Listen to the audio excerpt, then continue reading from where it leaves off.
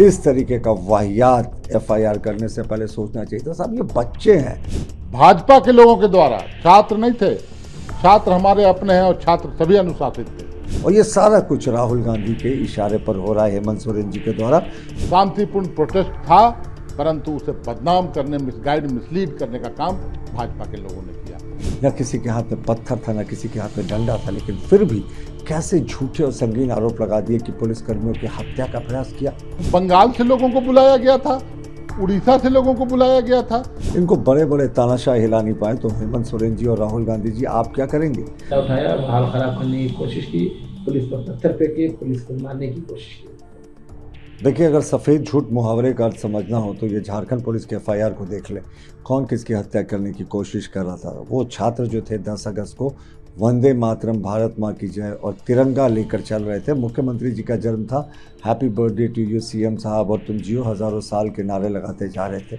न किसी के हाथ में पत्थर था, न किसी के हाथ में डंडा था, लेकिन फिर भी कैसे झूठे और संगीन आरोप लगा दिए कि पुलिसकर्मियों की हत्या का प्रयास किया। कहाँ हत्या का प्रयास हो रहा था? सेक्शन 109 बीएनएस का इन्होंने इम्पोज कर दिया और जानबूझकर इस आंदोलन में छात्रों में डर पैदा करने के लिए किया गया है। लेकिन ये भूल जाते हैं साहब, ये छात्र, विद्यार्थी और युवा हैं।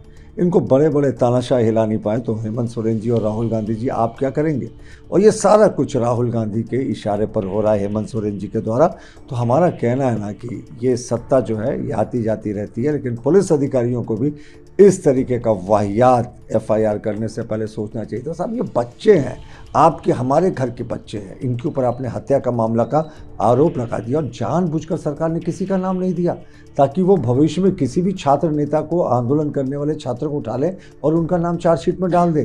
तो ये सिर्फ डराने की कोशिश है और हम इसकी कड़ी निंदा करते हैं और इसके अगर लीगल विकल्प भी होंगे तो वो हम खोजने की कोशिश करेंगे छात्र हित में।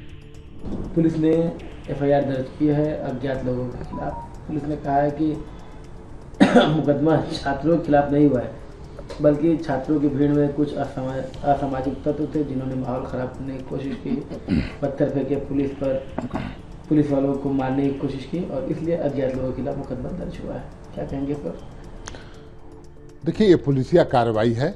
विधि व्यवस्था को बनाए रखने के लिए पुलिस प्रशासन हर संभव उपाय करती है।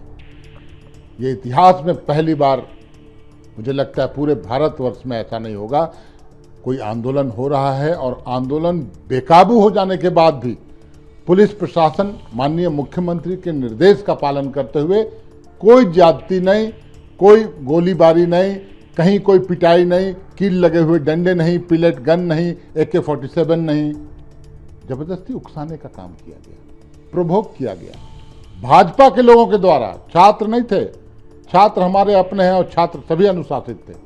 मैं फिर एक बार बोलता हूं, लोकतांत्रिक व्यवस्था में उन्हें आंदोलन करने का अधिकार है। शांतिपूर्ण प्रोटेस्ट था, परंतु उसे बदनाम करने, मिसगाइड, मिसलीड करने का काम भाजपा के लोगों ने किया।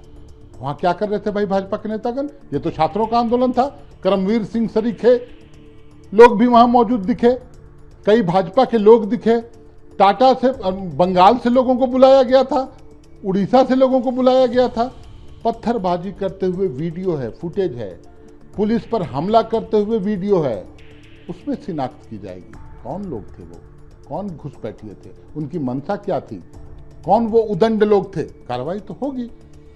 कानून व्यवस्था को बनाए रखना है, ये कानून का शासन है, कानून का इकबाल तो दिखना चाहिए। तो कार्रवाई होगी तो इसमें पेट में दर्द नहीं होनी चाहिए। जो दोषी होंगे वो नपेंगे। इसी कार्रवाई को तो बीजेपी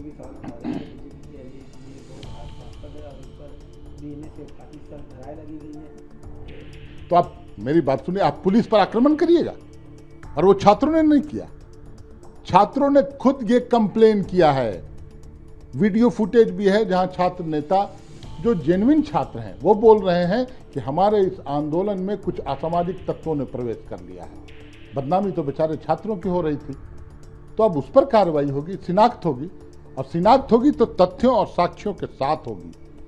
ये दिल्ली की सरकार नहीं है कि बस पिलेट गन चला दिया, कोई अंधा हो गया, कोई आईसीयू में है, वैसी सरकार नहीं है।